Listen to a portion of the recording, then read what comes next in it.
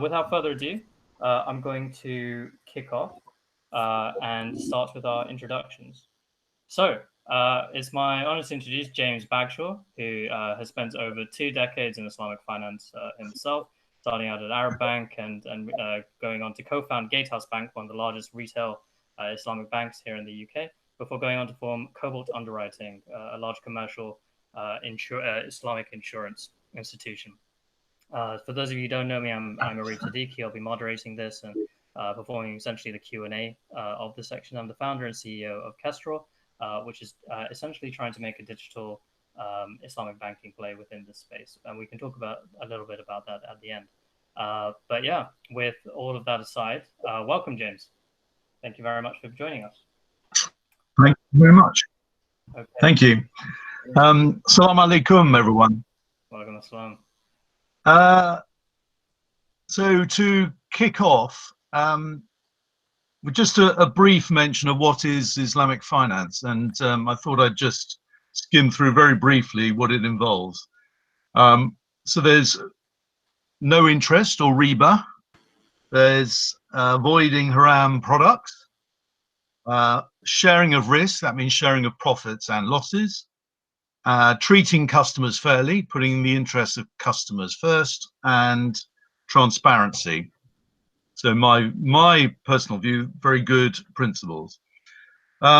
So Islamic finance kicked off globally really in the 1970s, and it picked up in the UK in the early 80s with Al Baraka International. And then it started to gain momentum through the 80s with effectively windows or products from conventional institutions. 1993, we had the first Sharia compliant leverage UK commercial real estate fund. And then 1998, DD Cap was formed. Now, DD Cap is a very important entity in the global Islamic finance world. It provides intermediary and financial products. And what it does is provide the commodity muraba, most widely used of all, with the utilizing the London Metal Exchange. So that was by the end of the 1990s. Okay, so thanks for that, James. And I think we talked a lot there, and there's been a few names which people may or may not recognize there. But when, in your opinion, really did the larger retail players come about? And maybe you can give your story behind how you went about founding Gatehouse as well. Yeah, so it was 2004, the Islamic Bank of Britain was formed, and that was created to address the... Rizwan, I've got a call coming in now. Sorry, can I just ask that everyone goes on mute? Great. So the Islamic Bank of Britain was formed. It's now called Al Ryan Bank, and it was created to address the retail needs of the UK Muslim population. There was subsequently 4 banks, fully Sharia compliant banks in the 2000s or noughties. We had a European Islamic Investment Bank, and that has now mutated into Rasmala. We have Bank of London and the Middle East, Qatar Islamic Bank, and Gatehouse Bank. Now, those 4 predominantly did commercial transactions in the noughties. They were mainly, and they were created prior to the global financial crisis. So that's quite interesting, because essentially what you're saying is that they started out in commercial and then sort of branched out into retail later on. Exactly. Whereas it actually went the other way with HSBC, Amana, and Lloyds Bank. They were providing retail products in the noughties, and they pulled out in the end, particularly after the financial crisis. Right. Okay. That's interesting. And then obviously people know that HSBC Amana and Lloyds Bank sort of left this space. Yes, that's afterwards. Right. That's right. But then in 2012, Abu Dhabi Islamic Bank gained authorization.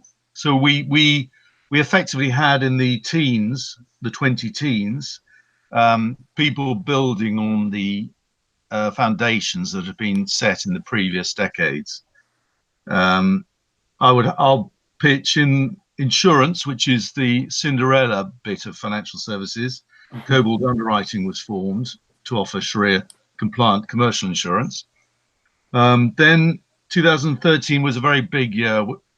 David Cameron, Prime Minister of UK, hosted the World Islamic Economic Forum, attended by 19 heads of state from the Muslim world, and really put the UK on the map, providing a lot of Islamic finance interest. As a result of that, or following that, in 2014, the UK Treasury issued its first sovereign sukuk. 2015, the Islamic Insurance Association of London was formed. And 2017, which is a big moment for banks, the Bank of England announced a Sharia compliant liquidity facility to bring Sharia compliant institutions in line with the service it provides to conventionals. Okay, perfect. I think that's a huge moment, actually, which quite a few players are looking to take advantage of with regards to the Bank of England liquidity measures in place there. So it sounds like, and feel free to correct me if I'm wrong, James, but the UK is really set up well for Islamic finance, especially in the West. It's sort of got, I guess, the strongest foothold for Islamic finance. Would you agree with that? Yes, I think that's right. I think A, it's been doing this a long time. B, if you look at the infrastructural support, so the UK government of any persuasion is backing this. We have companies the likes of DD-Cap, the London Stock Exchange, Lloyd's of London. We have Deloitte, PwC, EY, KPMG, all with Islamic finance expertise. 25 law firms, all with Islamic finance expertise. So there's a huge ecosystem of support. And one thing that we do have in the UK is our legal system, which is based on Magna Carta and before. And that is all about transparency, fairness, and if you like, justice. Right. So, sorry, go ahead, James. Go ahead. So I was just saying, so in the retail market, I mentioned, it had a sort of a bit of a false start, but it's this is where the Islamic financial institutions have been targeting. So BLME, Orion, QIB, Gatehouse, and Adib have all got or produced products suitable for the retail sector. That's a mixture of mortgages and investment products. So if you like, it's grown up from commercial into retail. Okay. And so the majority of these Islamic banks, fully regulated Islamic banks in the UK, where does the majority of their income come from? Is it more commercial or more retail? Originally, it was very commercial, but more and more so. So Gatehouse Bank and Orion are heavily retail, with the others developing, if you like, their retail capability. Okay, understood. So in that case, what I mean, I think it's safe to say that whilst the industry is large and there's many opportunities there, there's still some weaknesses in this space. Do you agree with that? Yes. I mean, one of the weaknesses is obviously to try and develop people and people's skills, and with that we have 80 UK educational institutions. So it's a long-term play, but there are opportunities and threats, as we know. And I'd just like to talk about both of those. Sure. Well, what we've learned over the last 40 years. So let's look at the opportunities. The global Islamic finance market is now 2.4 trillion. It's growing at a rate of 6.5% per annum. Now that corresponds vastly. That's a very important and encouraging development. We also have to recognize there's 1.8 Muslims in the world. There's 7.3 billion people. It represents 25% of world population. But against that, here's the opportunity. 6% of world banking assets are Sharia compliant. So there's an almighty gap between what the Muslim population is using and saving and what is Sharia compliant. So the Islamic fund market is 110 billion, which is a lot, but still very small. But one opportunity is fintech. Because it's a growing market and not competing with the conventionals. We have an opportunity to be fleet of foot and develop expertise and technologies, which the conventionals can't. Okay. And then the aforementioned weaknesses that we talked about. Well, so I'll skim through them, but I think most people know them. There are a lot of poor products that are being sold as being Sharia compliant. It is important that the products are just good products, irrespective of Sharia compliance. There's the massive lack of liquidity. So in the conventional world, there's huge amounts of liquidity, and the Bank of England, as I mentioned, is doing its bit, but a lot of the Muslim governments are not providing liquidity in a Sharia compliant way. We got an issue of concentration risk, where the top 3 countries are Malaysia, Saudi Arabia, and Iran. So we need to spread that.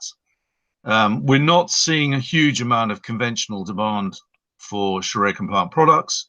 In my view, that's something to be addressed, because if you make something a good product that happens to be Sharia compliant, there should be big demand from non-Muslims.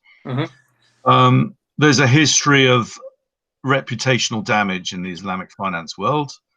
And unfortunately, still, a lot of Muslims prefer conventional products. And I think that's certainly something that's been reflected in some of the surveys and customer interviews that we've done at Kestrel, for sure. Well, thank you for those views, James. If it's all right, then I'll just do a very quick sort of 5-minute overview of the fintech landscape and a little bit about what Kestrel's doing before we open it up to the Q&A for James. So please keep your questions coming in the chat, or if you feel a bit shy, you can always message me directly. We can do that. Okay, so the fintech landscape in the UK. So I think it's safe to say that the UK has really interestingly become this hotbed for a number of Islamic fintechs. And I think that's for a number of reasons. I think, firstly, it's, London is a financial capital of the world. That comes as no surprise. But secondly, we genuinely have a really world-class and leading regulator in the form of the FCA, which make it not only easy for fintechs to come about, but also to thrive within this country. And we have all kinds of, things within there from which the HMRC puts out, for example, SEIS and EIS Advanced Assurance, which makes it very easy for these fintechs and new startups to acquire funding. So we've seen fintechs arise across a number of industries, from wealth tech, home financing, business financing, and property crowdfunding. And many of you will be familiar with some of the names here. Indeed, some of you are from some of these brands. But I think probably most conspicuous in its absence is that of the digital Islamic bank, the quote unquote, the Monzo for Muslims. And I think that's really interesting because sort of naturally in a more conventional setting, this is the thing that would sit at the center of these industries and tie them together and act as almost this throughway for these products to reach the retail market en masse and to really help them gain a larger following in the retail space. Now, that's not for lack of trying. There have been quite a few people who've been trying to make this play for over the past 5 years with mixed success. And I'd just like to talk a little bit about some of our views as to why that's been the case. So, in terms of the so-called digital Islamic bank, what we're seeing here is, in historically, people have really tried to differentiate themselves on 2 main factors. Number 1, saying that they are for Muslims, and number 2, saying that they are digital. Now, what's interesting is that I mentioned before, we did our national survey of Muslims' banking habits, found some really cool results from that. We have also done countless one-on-one, face-to-face, and since Corona, more over the phone interviews with people. And overwhelmingly, what we found was the Muslim market is a really, really tricky and tough nut to crack, in that, not only are we a relatively small proportion in the UK, there's, depending on what number you look at, 3 to 4 million, but we're also very, very young. The majority of us are, under the age of 25 and even, below the age of banking. And, we're quite dispersed around the country. So that aside, Muslims as well tend to be quite skeptical. So they maintain a healthy level of skepticism and also some suspicion of products which are targeted towards them, just on the basis that they are Muslim. They're very conscious of someone who's trying to take advantage of them, of that. And I think that probably hails to some of the poorer experiences they've had from some of the more traditional Islamic banks that have been here in the UK. So another interesting finding from our survey was that many younger Muslims in particular, they aligned less towards having their money tick an arbitrary no interest box, and more towards knowing that their money was doing good in the world in some way. So less towards what traditionally people would understand from Islamic finance, and more aligning with something which people understand and see as more ethical finance and more for everyone. So that's something we've really taken on board at Kestrel. You'll see that in our branding, you'll see that in our values, in that whilst we are inherently Sharia compliant and we're building ourselves on the tenets of Sharia compliance, we're really trying to make it this a product that is good for everyone. And James said it best at the beginning, a good product is a good product, and that should be regardless of what your religion is. Second, we're looking at the differentiator of being digital, and this is something I feel really strongly about, because there's been a number of, this comes down to what is a fintech player, what is financial technology, and really, I feel really strongly that technology should not be used as just something to perpetuate a business model that inherently doesn't work. And when we're talking about banking, there's a lot of inefficiencies there. So we're looking at a lack of transparency when it comes to pricing. We're looking at a misalignment of values when it comes to the bank's goals versus what its customers' goals are when you're looking at a conventional mortgage. And we're also looking at less impact on actually the real economy in that way. So in that way, what we're seeing is that digital is less of a differentiator. And at Kestrel, we're really looking at ways of using technology to reinvent the fundamental business model. And we can talk a little bit more about how we're doing that at Kestrel. And we went back to first principles about what a bank should be doing, looking at the 3 things that they should be doing, which is number 1, finding a safe way of storing your money securely. Number 2, being a way of transferring your money from point A to point B. And number 3, gaining access to credit to achieve your goals. And we're really looking at new ways of inventing that in an ethical and Sharia compliant manner. But that's enough from me and about Kestrel. And I'd like to open up the floor to more questions about Islamic finance and more questions centered towards James or myself. So thank you very much. I'm just going to check the chat.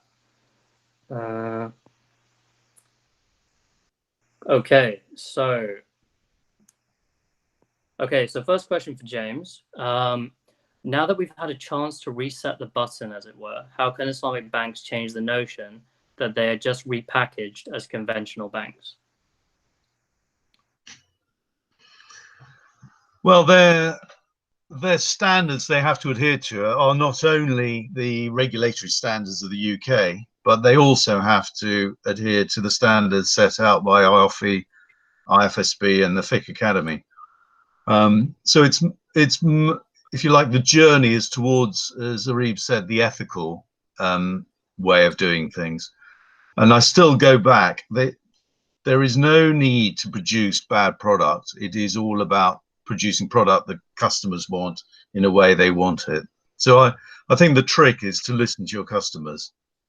Okay, and to the point that a lot of people, and we found this in our survey as well, was that many people talks about the repackaging of interest or interest by another name, which many of these Islamic banks do. And James and I, we've talked about this, I think, separately on a few occasions where we've looked at I think many of the Islamic banks are almost constrained by the banking system that they live and breathe in a way, and they can't really escape interest. So it's quite hard for them to do that. Yeah, I think the point is we all live on one planet, and the dominant is the conventional world. So yeah, you have to recognize that Sharia is the path to purity. So everything we do should be more pure than before. But there's no point in saying we'll set up a completely new system, because you have to work with what you've got at the time. It's not perfect, but I don't set the standards. You know, I'm a person who just follows what is decreed by much more intelligent scholars than me. yeah, no, for sure. And James, we've just got another private question coming in. Someone who wishes to remain unnamed. So, what motivated you specifically to start Gatehouse Bank and to get into Islamic finance in general? Quite interesting in that you're not a practicing Muslim yourself. So, what are your sort of motivations within this space? So I'd worked in the Middle East, and I was the CFO of Europe Arab Bank, and I worked for Arab Bank for nearly 7 years. And I was seeing a lot more demand for Sharia compliant products coming out. Arab Bank itself is a conventional institution. So when the opportunity came, and bearing in mind this was before 2008, what appealed to me is pre-ethics, if you like, or ethical, the standards that Islamic finance was setting. So that was the challenge to me, is to set something up that behaved to a much higher set of ethical standards than conventional institutions. Yeah, and I think I think there's an interesting point there where in the West you're seeing more and more of a view towards going towards ethical finance. However, I think it's safe to say that there's been very little in the way of standards that have been set. So would you say that Islamic finance almost offers this framework that we can overlay Exactly. Just to adhere to some sort of ethical standards in a way? So absolutely. So when you ask someone what ethical means, you get many different views. What you do get from Islamic finance is a standard set of views set out by bodies, and then you can audit them, and you can have proper training, and you can have proper advisory skills. So I'm hoping that the ethical process that's going on in the conventional world will meet quite soon with the Islamic finance and Sharia principles. Definitely. Okay. Okay. I'm going to take another question from the public forum.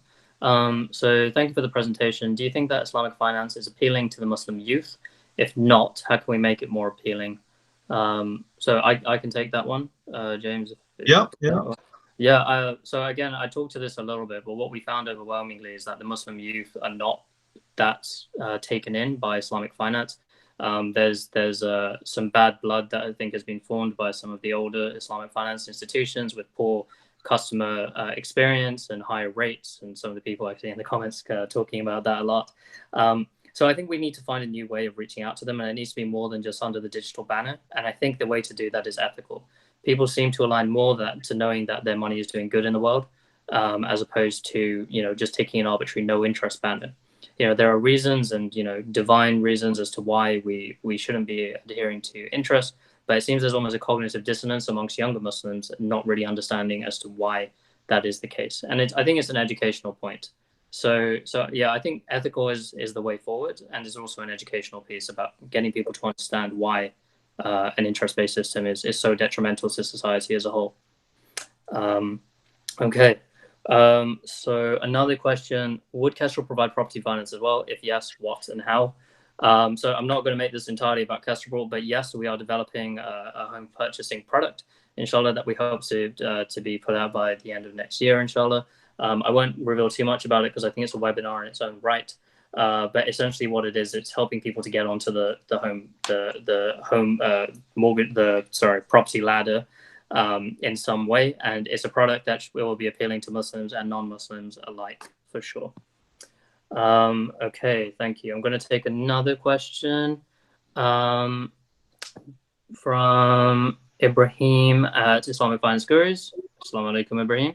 When do you think the Bank of England will introduce a Sharia facility so it's actually live and usable?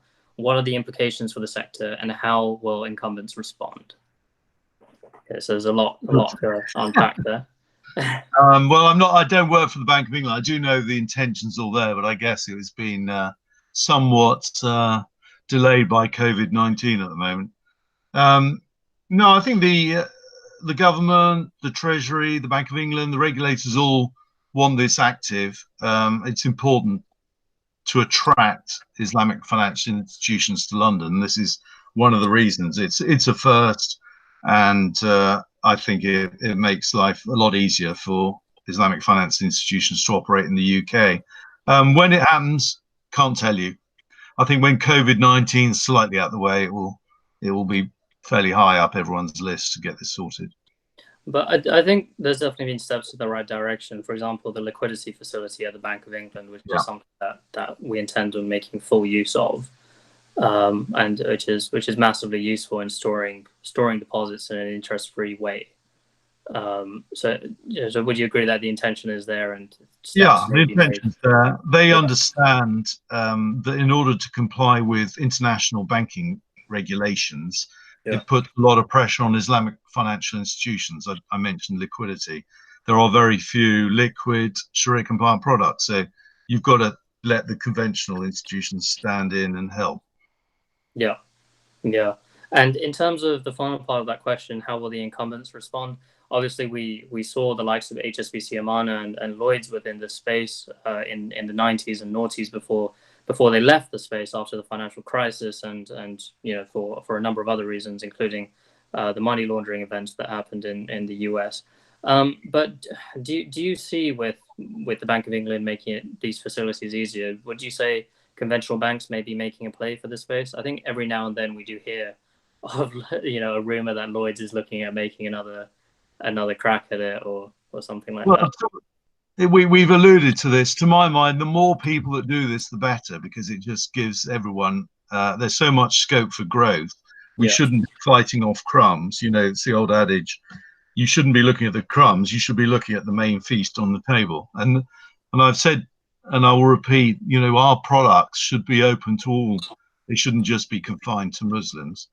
And therefore the market itself is the global world market, and there's plenty of space for that. So if more people come, in a way, it's good.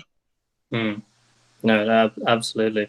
We should point out that HSBC Amana does still exist in Malaysia, Saudi Arabia, and to an extent in Indonesia, and they're doing quite well out there. Okay, thank you. So from Omar, so how is Kestrel redefining the Islamic banking space? Is this simply Monzo with no interest, or are there other benefits to Kestrel? Thank you for the question, Omar. So effectively, we see ourselves as very different to Monzo in that, first and foremost, we are not a bank, and we never intend on becoming a bank. And the reason for that is the only thing that a banking license allows you to do is to loan out customer deposits, which we believe inherently is unethical, and it promotes a misalignment of values of the organization with its users.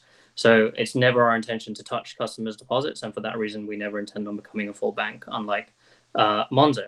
In that way, we want to become more of an equity-based institution. We look at putting out some unique products, one of which we're looking at creating the Kestrl Marketplace, which will be a marketplace where you can buy all of the financial products which are available in a Sharia compliant way today from those fintech providers that you saw before, all in one place where you'll be able to compare them. We're also looking at putting out some really cool versions of our own products, including that home purchase product that I talked about a little bit earlier. So we do see ourselves as quite different to Monzo. I think there's also a point about the ethical player in this space, because really, I think a little bit disappointingly, Monzo started going down the ethical route and then moved away from it slightly, in that they do have some ethical points to them, but they're not fully transparent with what they're doing with people's money and where they're loaning it out to. A big inspiration for us in this space has been Triodos Bank. So if you're familiar with Triodos, they're like ethical to their core, 100% publish everything that they're doing with people's money. And they're probably the probably most aligned with ethical values that there are in the UK right now. It's just a shame that they're not Sharia compliant, otherwise we wouldn't feel we had to come into this space. So yeah, I do see ourselves as being quite different to Monzo in that way. Okay, thank you for the question. Has anyone tried to put together a Sharia rating system for financial products? So Triple C becomes a rating for products that are just Islamic but not the ideal, whereas Triple A becomes a rating for products that are ideal and meet all schools of thought and everything in between them. Interesting question. James, have you heard of anything like that? No, I haven't heard anything, because I think it's always difficult because everyone has different views of what Sharia compliance is. So I guess, you know, it's more brutal than that. You either abide by IOFI principles or IFSB or Fiqh Academy, or you don't. Now, if people don't agree with those, then they should go and change them through those standard setting bodies. But it's more binary. It's you either abide by it or you don't. So I don't think it's a rating. It's an interesting point, because I think a rating like that would really help set the standards and hold people to accord, you know, and to build better products in general. So I think it's an interesting concept for sure. Because I think right now, interesting. I'm not sure who would how it would be led, but yeah, certainly it's worth giving it a go. And I think you know, as I said, change is the one constant. So we should strive to become better and more transparent. So a rating, an Islamic rating system of some description would always be a good thing if it's auditable and objective. Okay. Right, James, I've got a private question for you, which is, sorry, not a private question, a question that came in privately. So what is the current situation with Islamic insurance, or takaful? And why don't we see retail solutions in the UK available?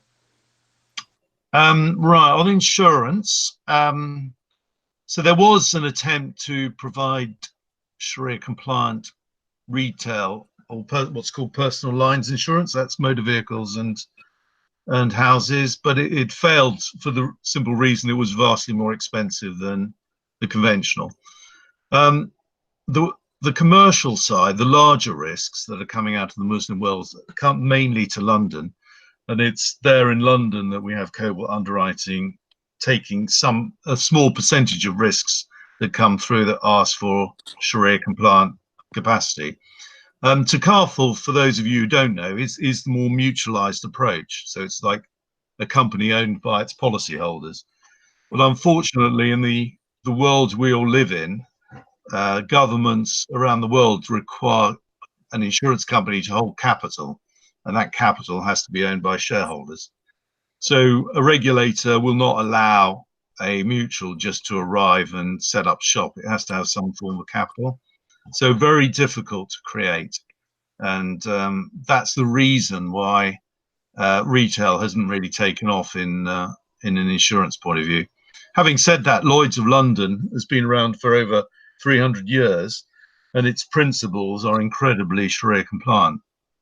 So the sharing of risk and the transparency of it all. So it all started 300 years ago, and the principles behind it are very, very close to being Sharia compliant. Okay, excellent, thank you. And that wasn't the answer I expected, for sure. I will also add to that, I think there's some really good sources of information out there regarding some of these topics. I know our friends at Islamic Finance Gurus, IFG, put out a pretty good article regarding whether insurance is halal and the ins and outs of that. So I'd recommend you check out sources of knowledge like that. Okay, so we've got a question from Abdul Hasib. Assalamu alaikum. The government supports CBILS Future Fund during COVID hasn't taken ethical businesses into account, i.e. the loans are interest bearing. Yes, very good point. So not suitable for Muslim business owners. What onus is it on the Islamic Bank to support these businesses during the crisis? Well, amazing question.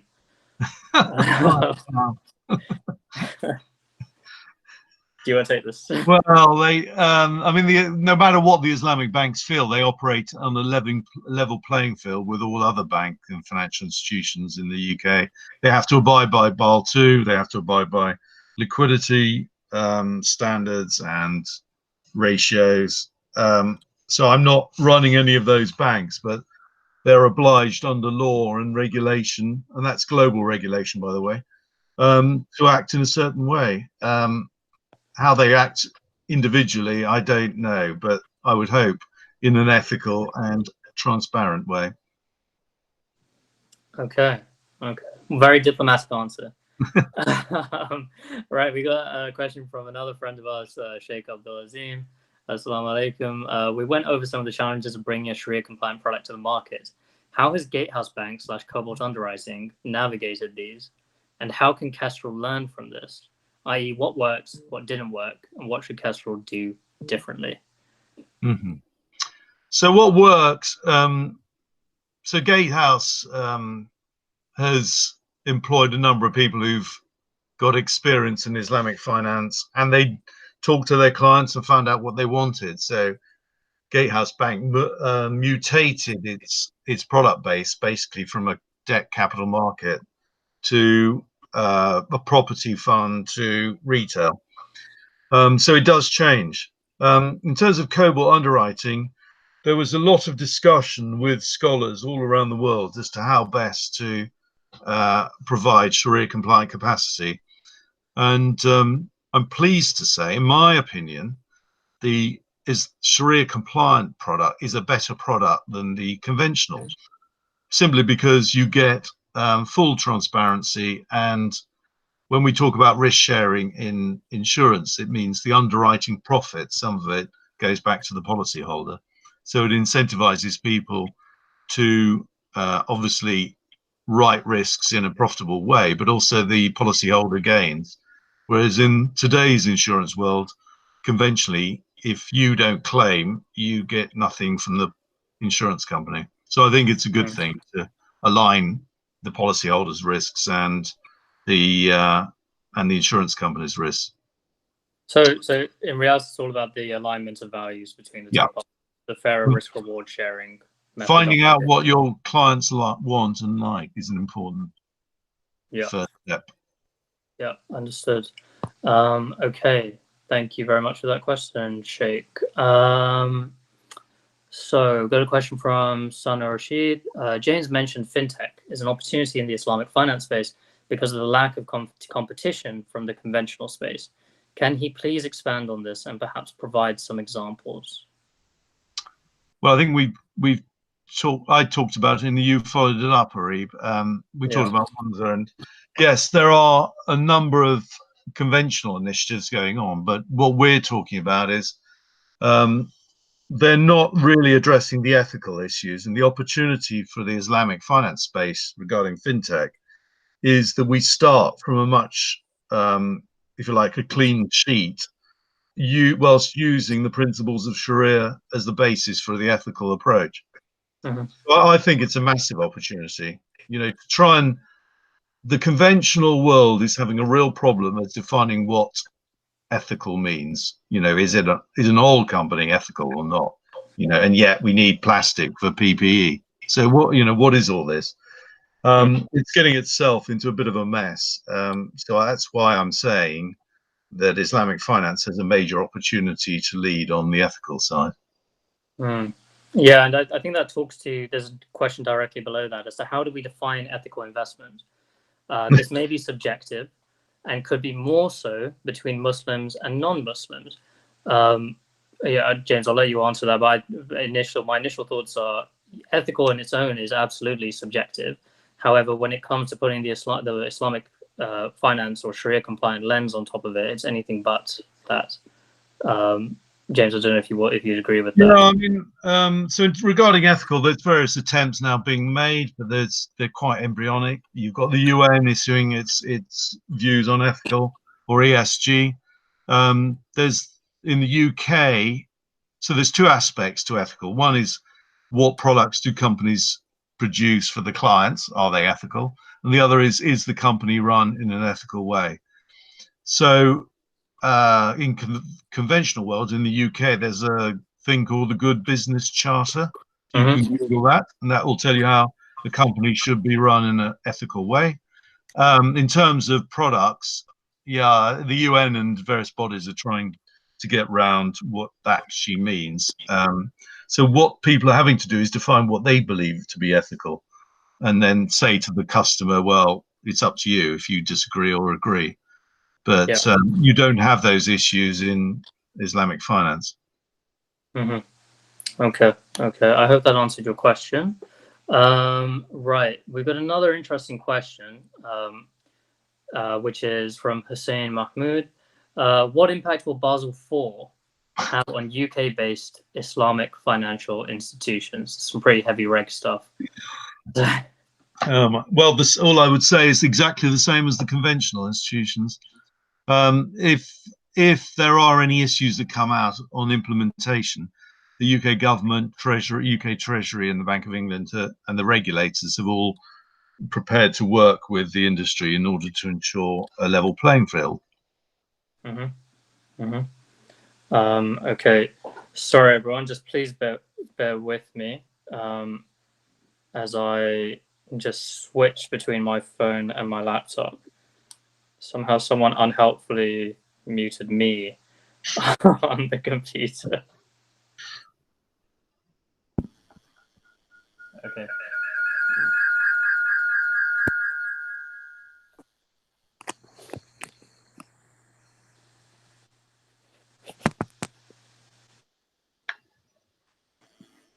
Okay. And we're back. Hi, everyone. Right. Just going to go through some more of the questions that we have.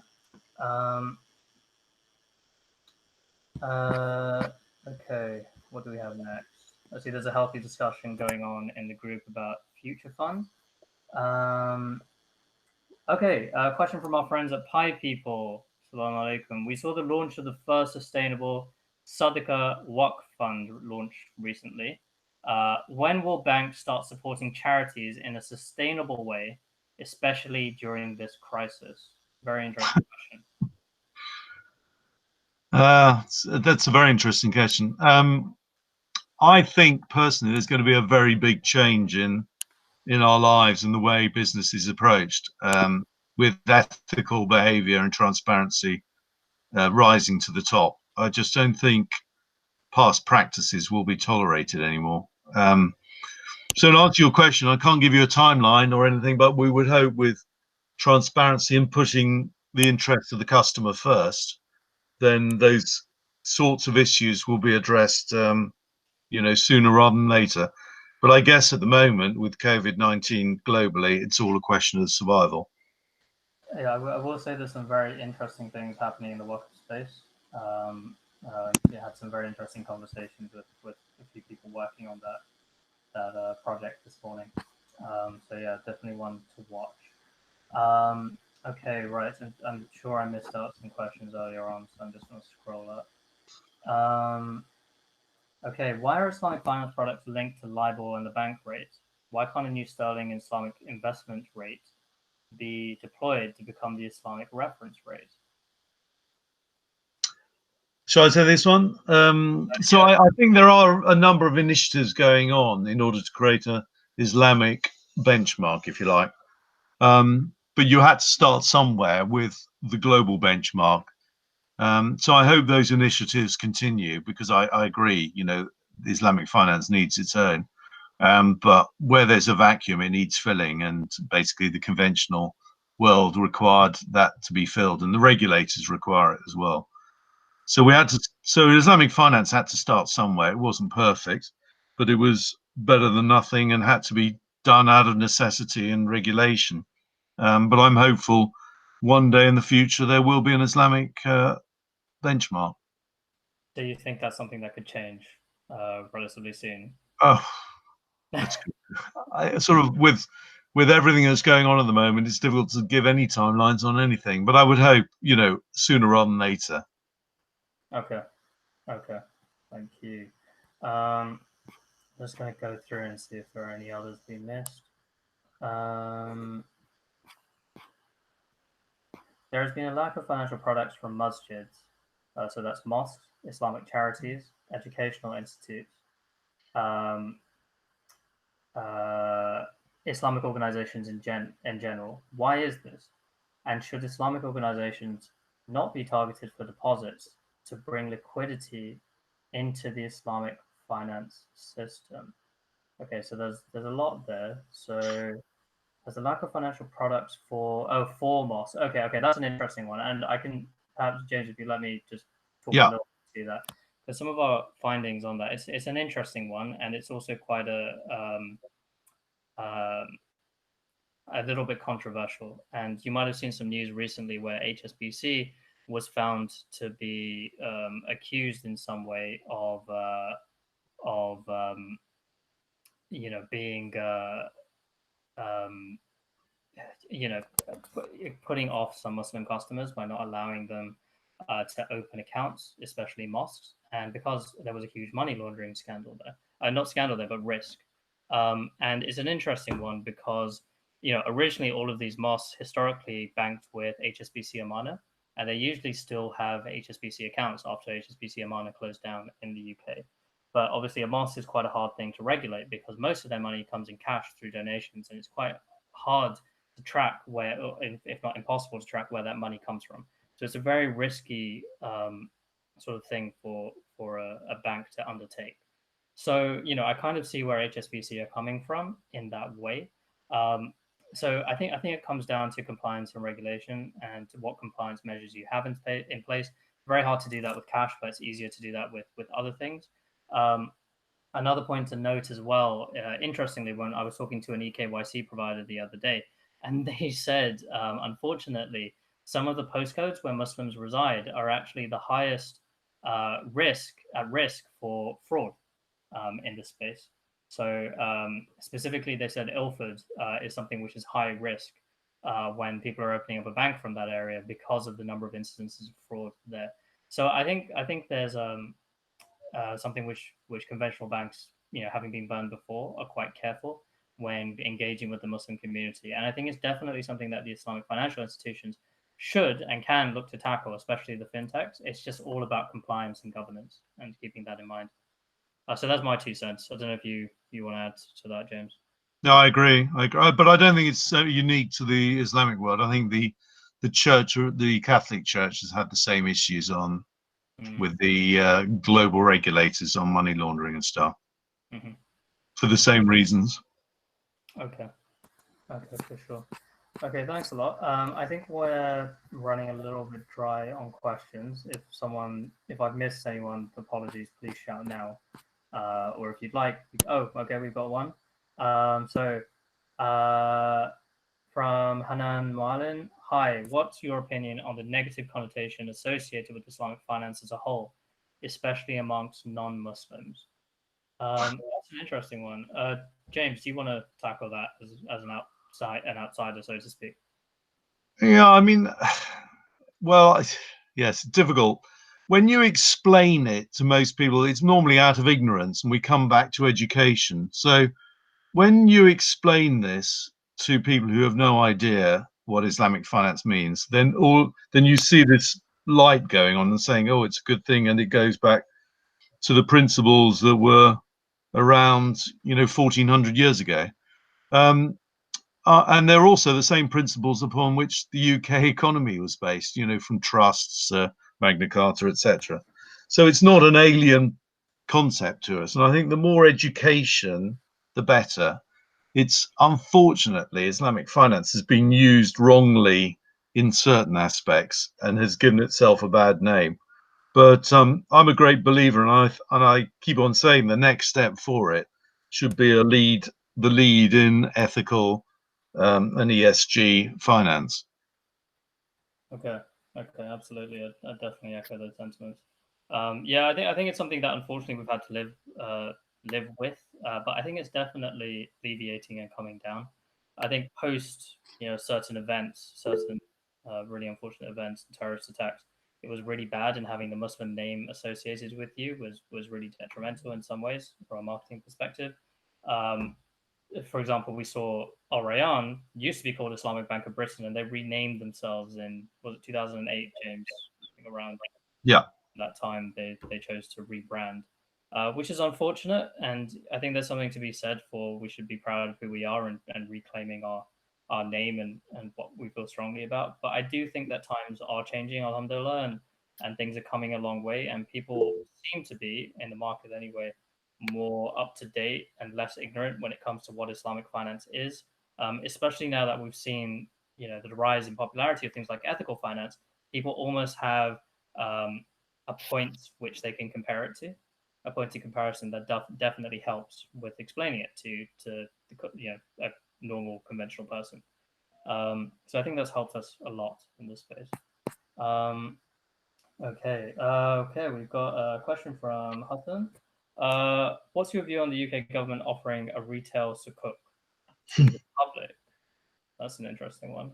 I think on that one very low, because the demand is so great from Islamic institutions globally that there'll easily be enough demand for it rather than to go to the retail side. It's just a lot more difficult for the UK government to do retail sukuk. So it's much easier for it to do through the larger institutions. So if a retail sukuk were to come about, do you think it would be from one of the Islamic banking players? Yeah, sorry, yes. It will be effectively a UK government sukuk to the financial institutions, and they would then produce their own sukuk. Okay. I hope that answered your question, Hassan. Okay. I think we're sort of drying out on questions here, so we might look to wrap up the meeting. Unless someone had a burning desire, you can also unmute and shout now if there's anything you wanted to raise. We've got a private question in. So when is Kestrel intending to launch? So with Kestrel, hopefully our intention, inshallah, is that we will be launching in June of this year. The first part of our solution, which is an open banking enabled budgeting solution, where you can plug in any bank account that you'll be using and help to budget and save for the future. And there'll be a whole swath of additional features attached to that, from charity comparison tools, family budget planning, and carbon calculators, and those sorts of features, before we launch our debit card later on this year in Q3 of 2020, inshallah. So that's the plan, that's the intention. If you're looking to sign up, you can always follow the link which is on screen, www.kestrel.co.uk. And you can look to join our waitlist. You can also drop us an email at info@kestrel.co.uk to find out more. We're more than happy to field any questions, jump on the phone and chat to you anytime. Oh, and another question came in from Shabir. What does the name Kestrel relate to in Islamic banking? Just curious. The answer to that is absolutely nothing. It doesn't relate to anything in Islamic banking. The name Kestrel is derived from a miniature falcon that lives in the UK, is a common sight in the British countryside, called a kestrel. It started out quite honestly as a joke, as kestrels eat a number of small garden birds, including starlings. So that was a reference to Starling Bank. But in reality, it turned out to be quite a good name, and we couldn't think of anything better than that. So that was the I guess the origin of the name Kestrel, and all of our branding is done around this little birds that you might see on our website, and you can see here on our front page. So yeah. Okay, question from Abu Ibn. Assalamu alaikum. If you do not plan to be a bank, what will the debit card be linked to? So, without giving too much away, we'll be using the same thing that Monzo used for its first few years of existence, and Revolut still uses today, which is an electronic money license, which allows you to transfer money from A to B. It allows the money to be held securely, in our case, in a secure non-interest bearing account with an institution. The only thing it doesn't allow us to do is to actually loan out to customers' deposits and make money on it that way, which is how all banks make the majority of their money. So that's something which is not part of our business plan. We don't agree with that ethically in terms of our value system. It's not something that we ever intend on doing. So we've always said we wanted to provide a lot of the functionality of the bank without having to rely on customer deposits, and we fully intend on making that a reality. So yeah, have that answered your question? Okay, 1 minute left. If nothing comes in, I'm going to close the meeting. Okay. You can always unmute and shout if you don't want to type. No. Okay. Well, thank you all so much for joining us. I'm going to close the meeting here. A recording of this will be made available, and I'll send it around to you all. Thank you so much, everyone. Assalamu alaikum. Take care. Stay safe. Thanks a lot. Thanks. Bye. Bye.